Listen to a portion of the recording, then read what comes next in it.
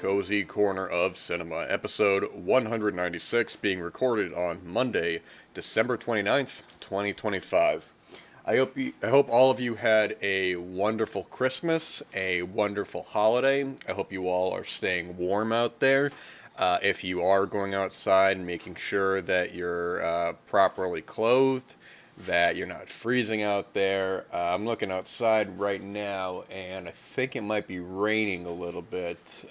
We got some real gnarly snow the other day, which is just a wonderful occasion for Christmas. You know, it truly was a white Christmas, and it looked beautiful outside. But if you have to go out, if you have to drive, if you have to walk, doesn't matter where it is, just make sure you are being safe. You know, you're taking your time, putting salt down, putting dirt down, so people aren't slipping and sliding on the ice.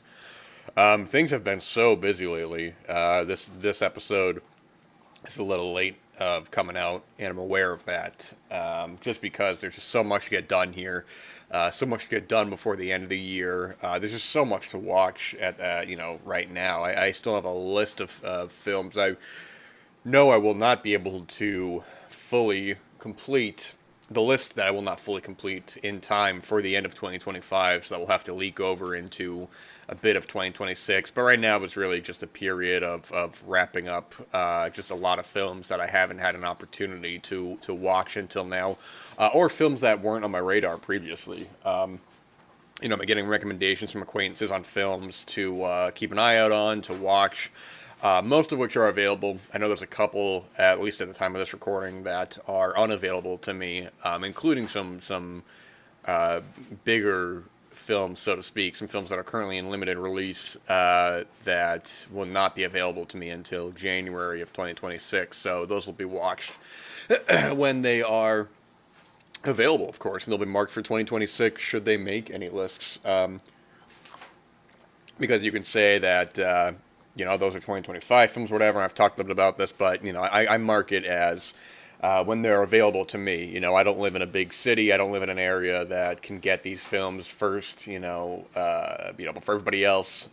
So I just see what I'm able to, and take it from there. But overall, I mean, I've said before. I mean, I even beforehand, I had a confident favorites of 2025 list. And I've said before, I don't do it in any sort of order besides alphabetical. There's just too many different kinds of films that I really enjoyed and liked from the year that I'm not going to put against each other for different reasons. Comedies, dramas, a couple horror films. I enjoy these all for completely different reasons and get something different out of them. So there's no way I'm going to even try to put it in any sort of specific order.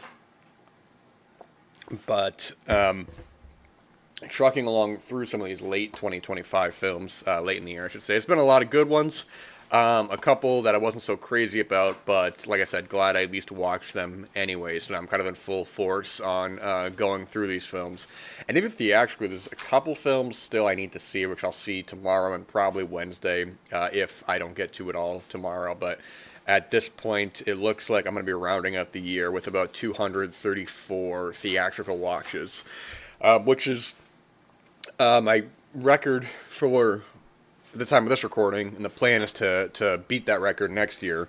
That does also include about 15 or so short films that for the Academy Awards, and it was a shame. I talked about before that the Manhattan shorts are ones I really look forward to every year. I end up often liking those, enjoying those more than the Academy Awards short nominated films. But we didn't get those this year. I don't know if they even had them this year or not, but it was a real shame. But yeah, I think it's about 15 or so of the Academy Awards nominated shorts. And then there were a couple of rewatches theatrically this year. I'm thinking I saw The Brutalist, Friendship, Bugonia, and Sentimental Value twice theatrically each. All four of those films I thought were phenomenal. So those aren't counted in those. But either way, it looks like I'm going to be, if everything goes well, I'll be rounding out at about 234, which is solid. There's a lot of films this year that I didn't get to theatrically, whether it be timing or it was just inconvenient to get to the cinema or whatever. Just sometimes I just wasn't in the mood for it. I'm going to try to get that number up next year. Because yeah, I've said my whole spiel about streaming before and all that. I'm so done with streaming. I'm so sick of it. I've had so many problems with streaming. I think the positives are just about on the same level as the negatives. I've just spent such a headache to deal with streaming. And meanwhile, I get a disc and I just pop it in, and I have no problems at all. The only problem you're gonna be really thinking about is that if your player needs a firmware update, or if you're watching a DVD or something and maybe it's scratched or something, I'll happily take a scratched DVD over anything streaming. I'm just so sick of it, and I've kind of aired my grievances in the past before. I do think it's good. I think streaming is good for what it is. I love discovering stuff on there, but that's a whole other conversation. But I'm not waiting for stuff coming to streaming. I'm not. I'm gonna go to the cinema. I'm gonna go. Because I'm in a position now where it's convenient for me to go to the cinema. I can afford to go to the cinema often, so I'm gonna take advantage of that full force. I'm really happy that I saw these films theatrically, and I just don't want to wait for home to watch these films. Excuse me. I'm a little stuffy. I might be getting a cold. I don't really know. I have this coffee right here, so I'm not trying to sound too they say like vocal fry. I feel like I kind of have that a little bit right now, so I do apologize. It's not probably the most what's what I'm looking for. See, my brain is fried right now. My brain is fried, and I'm here with this coffee. I think the cat's over here somewhere. One of them's eating, one of them's looking around, so that's great. They're enjoying the holidays. They got a whole bunch of new stuff, so that's great. Awesome. Awesome. Okay.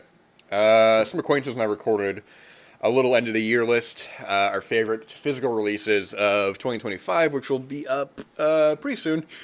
There's a lot of editing to be done. Pulling film clips, editing them all together, putting in nice, enjoyable, end product. So that'll be up sometime soon. That was a lot of fun. Good guys record with.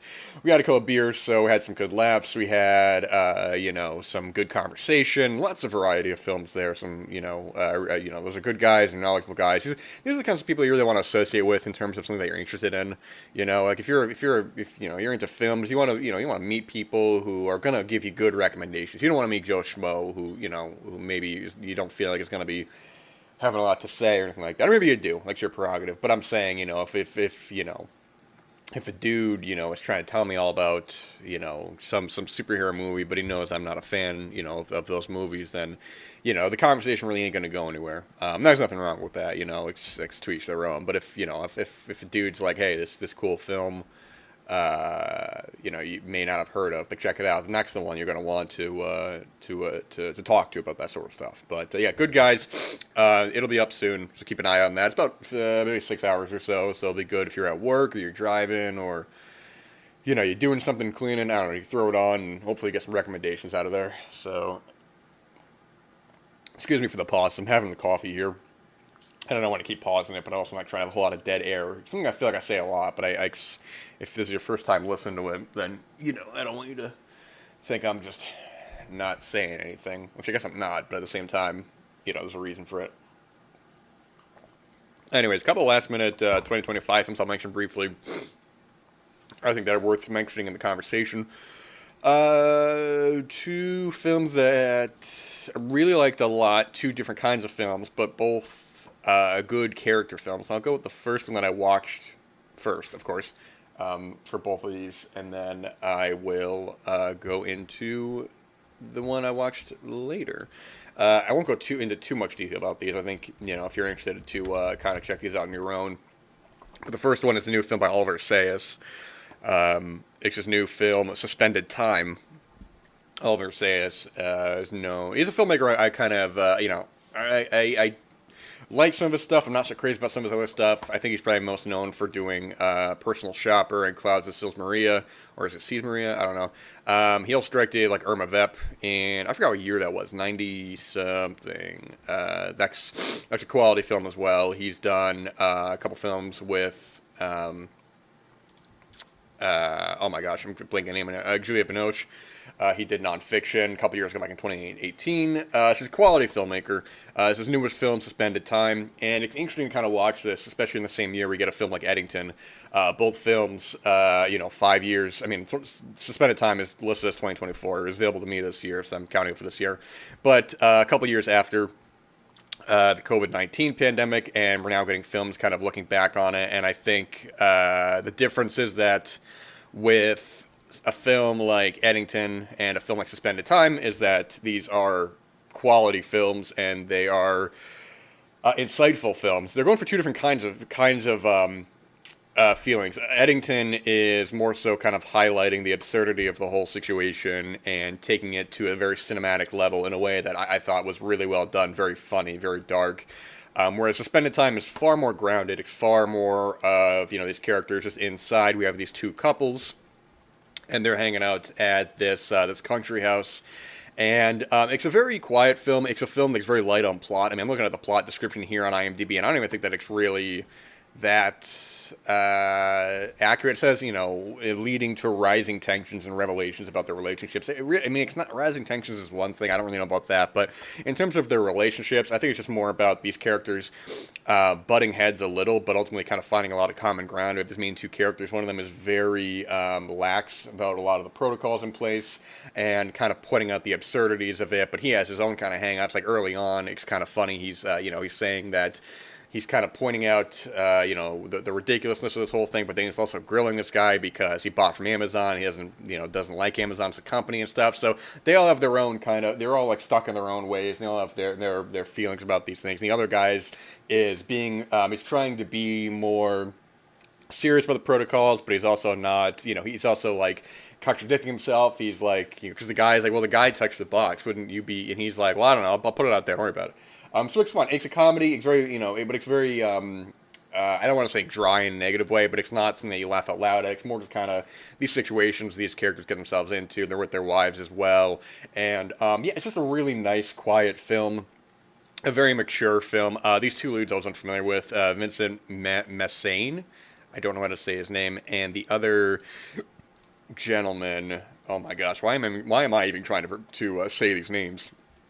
Because I know I'm not going to say them right, but here I am.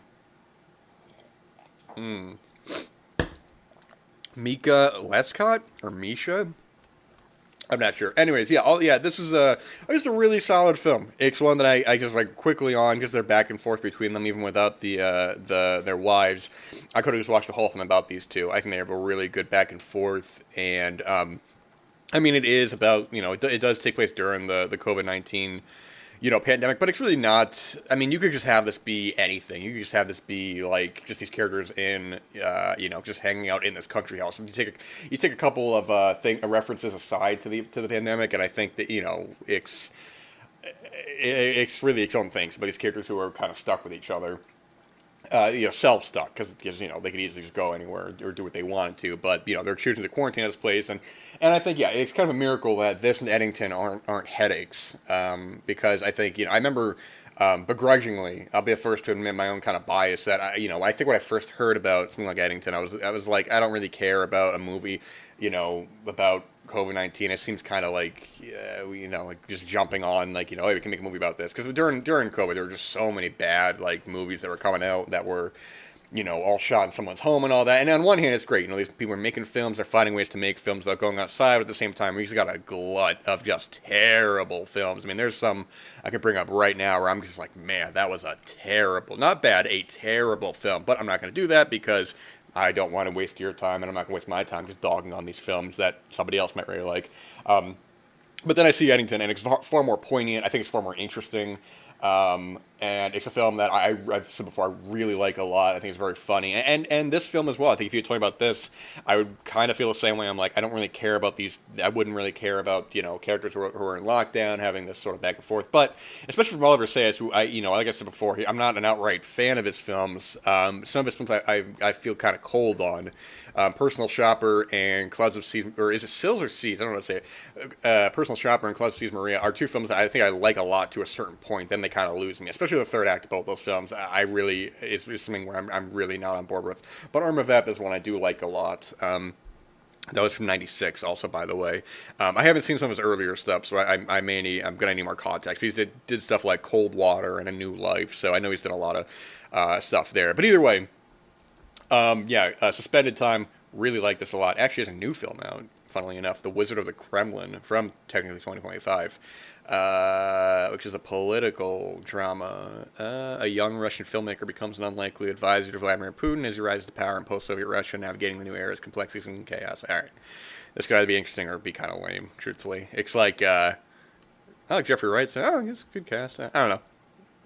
Oh, Jude Law's playing Putin. That's an interesting choice. Yeah, I don't know. This is sort of like, if I'm seeing a film like this about like Vladimir Putin now, I kind of roll my eyes. I'm like, all right, it definitely, this is definitely a film you're trying. I think when a film is trying to be too contemporary is when it really kind of fails for me. I'm not dogging on a movie like The Apprentice. I thought Sebastian Stan was really good in the film. He's doing a really good impression, but I kind of like, you watch that film and you're like, all right, I get it. I get what you're doing. It's very convenient to put this film out now. It feels a film like that feels less like you're actually trying to tell an interesting, compelling story about a controversial person, and more kind of like, okay, I get why you're doing it now. It's the same thing where like you watch a film that's made to like get Oscars. There's been films this year that I've seen that are like, it feel kind of Oscar baity, and I'm just like, all right, I get it. It's fine. I get it. Anyways, moving on from there. Another sip of this coffee. Here we're going to talk about another film I like quite a bit, different kind of film, but also very good. And this one I actually had an opportunity to see theatrically, but timing just didn't work out. I had an acquaintance of mine say he liked it a lot, and I wanted to put a pin in it, and I finally saw it, and I did. Let me get a sip of this here, just one moment. But directed by Nick Rowland and written by 4 writers. Okay, Ben Collins, Jordan Harper, Luke Piotrowski. How do you say this? Piotrowski, and Nick Rowland himself.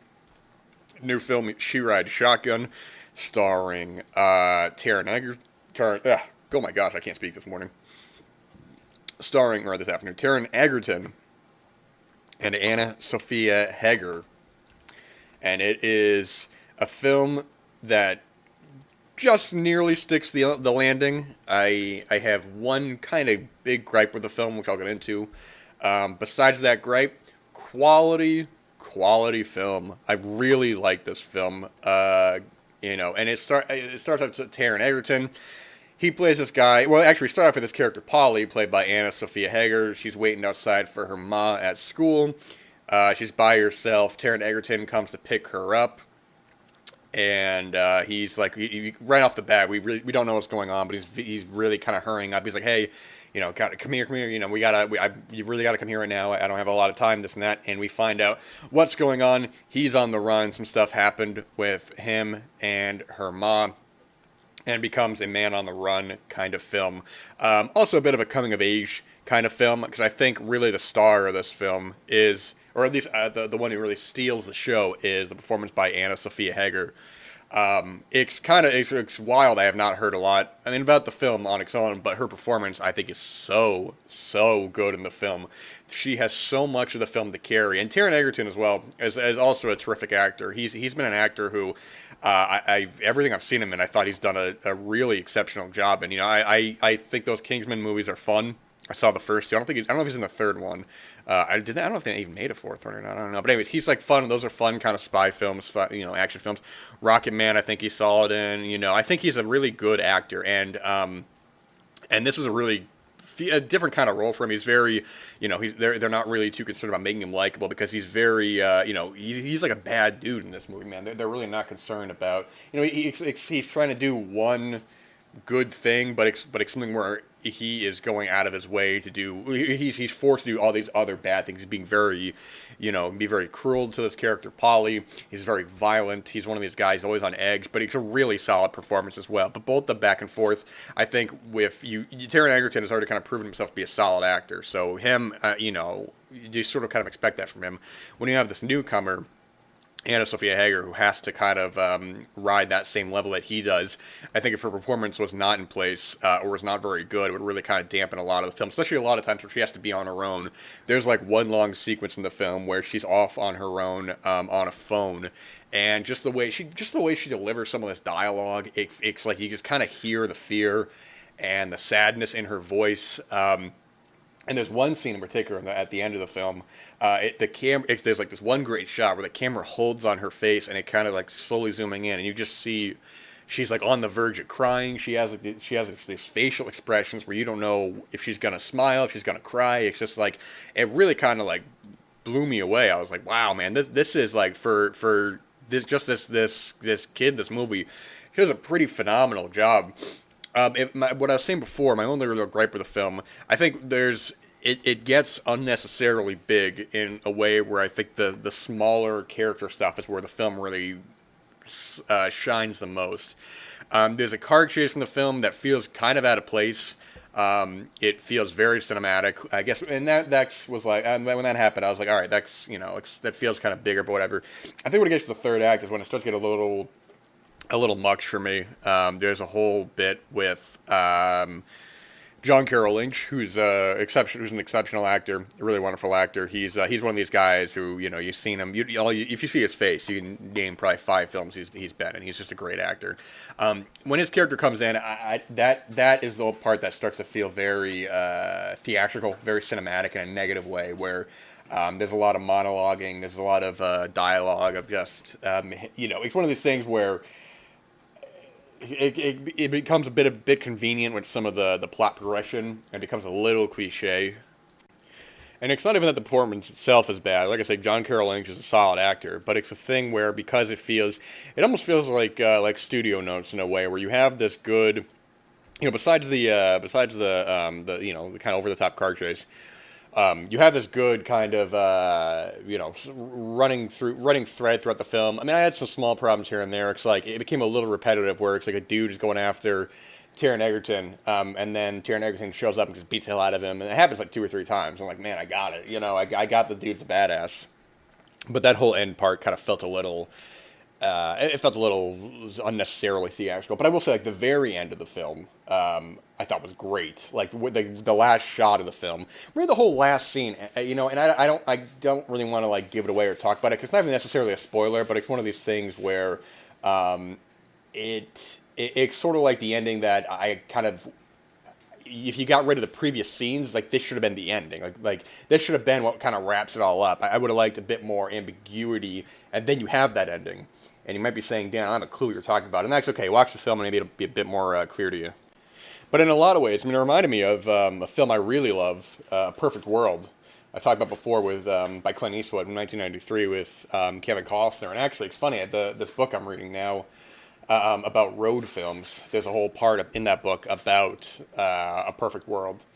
And that film as well, you have Kevin Costner's character who is on the run. He takes this kid kind of like hostage and all that with his partner, with his his crime partner, and sort of that's a smaller character film as well. It's almost like that film. I kind of wish you would maybe even got rid of the Clint Eastwood, Laura Dern sort of stuff, because that stuff is fine, but it's almost like you want to get back to the Kevin Costner stuff. But anyways, a whole other conversation. But A Perfect World is phenomenal as well. That is a highlight in Clint Eastwood's filmography of his directed work. And Kevin Costner's exceptional in that film. That's a really, really, even now I think, an underseen film like that. If that needs like a Criterion release or something like that, because that's solid work. In fact, it's funny, in the 90s, 3 of his strongest directed films, Unforgiven, of course, Perfect World, and The Bridges of Madison County, I think are all exceptional. And boy, yeah, no one. I don't know how Clint does it. You always hear these stories about him, being under schedule. I mean, I should say, ahead of schedule, under budget, and then he makes these quality films. And he makes so many films that, yeah, a lot of them aren't very good, but, or they should say a handful aren't very good, especially his 2000s work. But then he does something, like I say, like those. Even in the 2000s, something like Flags of Our Fathers from 2006. And I haven't seen Letters from Iwo Jima, but I got to. I have to. But then even like Juror Number 2, which is his newest film, possibly his final film, who knows? But even then, that's not like a great film. But I was like, man, it's a solid like drama, So, but yeah, no, it's great that this film brings that to mind. I kind of went off there talking about Clint Eastwood, but yeah, Sheer Eyed Shotgun, solid film as well. Different kind of film than Suspended Time, but definitely both worthy of your time, nonetheless. I did watch last night, which was actually pretty solid. It was a last second sort of thing. I forgot that this had come out, but I wanted to mention it anyways. This is directed by Shi Ching Su, who I think is most known for co-directing Takeout with Sean Baker, and Sean Baker produced this film. And this is I think her second film, because Takeout was 2004, I believe. Yes, and this is her newest film on Netflix, or at least I watched it on Netflix, not a Netflix film, but it's called Left-Handed Girl. And it's another that I thought was actually pretty solid. I saw some people saying this was like one they really loved from 2025. This is like one of their favorites, and it won't make my 50 favorites list, but it is very good. And actually, it might be a Netflix film. You see the poster here. It says in select theaters, November, blah, blah, blah. Netflix, November 28th. But okay, I don't remember seeing the Netflix logo on there. But either way, it's readily available on Netflix if you want to watch it. And I'm not even going to try to say some of these names, because I can barely say any foreign names. And I'm looking at the cast list here. I can probably pronounce Nina Ye, or Nina Ye, so I already messed it up. So it's one of these.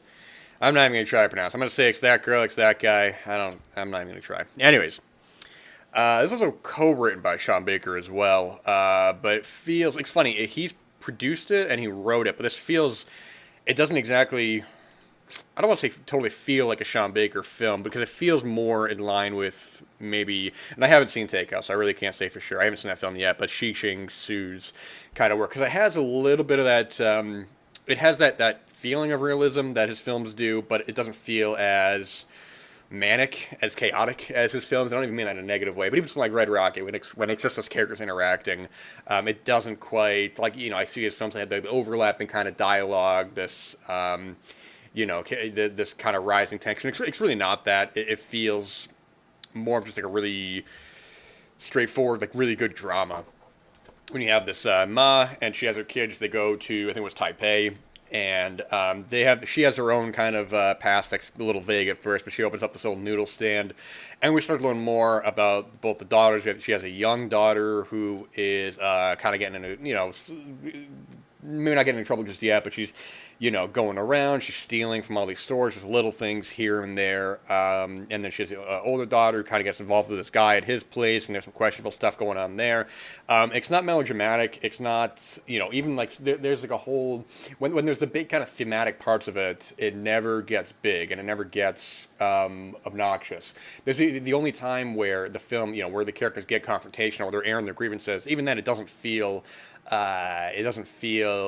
cliche. It doesn't feel like it's really scripted. It does feel like characters who are really coming to terms with a lot of these feelings, but not in a way where there's some big kind of big, a cliche you'll see in a lot of films, which is just ridiculous. So you have a character will be arguing back and forth, and a character will say something really profound, and it's so profound that the other character, they stop what they're doing and they open, their mouth is open. They're just like, I don't even know how to respond to this. I can't even tell you how many films I see that, and how many just junk films I see where it's like, so the audience can go, oh, this is the dramatic moment. Now we must gasp. And this one has none of that. He's very honest. He's very funny at times. The one character I liked a lot was the guy who was next door to the noodle stand, and he had he has like one of those microphones with a speaker connected, and he's talking about, oh, I got these new sponges, I got 2 for $1, and oh, I got this disco lamp, or this whatever. He's a guy. He's a character where it's sort of like the one character you want to go to when things, when everything's kind of going wrong, and he's very lighthearted about a lot of it, but still feels very real. I like that character a lot, but it's a good, solid drama. It's got some light comedy in it, but it's just a good family drama that, what I talked about at the beginning of the show, having acquaintances who are gonna turn you on to great films. An acquaintance of mine whose opinion I, respect a lot, he had logged this film when he on Letterboxd, and he talked about how much he liked it. And I'm like, man, you know what? I forgot. I either forgot about this film or I didn't know. I think I just forgot about it because the title sounded familiar. But I was like, all right, I'm gonna watch it, and I watched it. I'm like, solid film, and it didn't make my 50 list, and that should tell you how good this year is. I really like this film, and it didn't even make my list. But that's gonna wrap it up for this episode. We got some new episodes coming soon with some other people. Actually, got multiple episodes coming up with multiple people. So keep an eye out for that. Apologies for the delay on this, but things have been so crazy here. But I hope you are staying grounded, because that's all you can do. So thanks so much for listening, and until next time.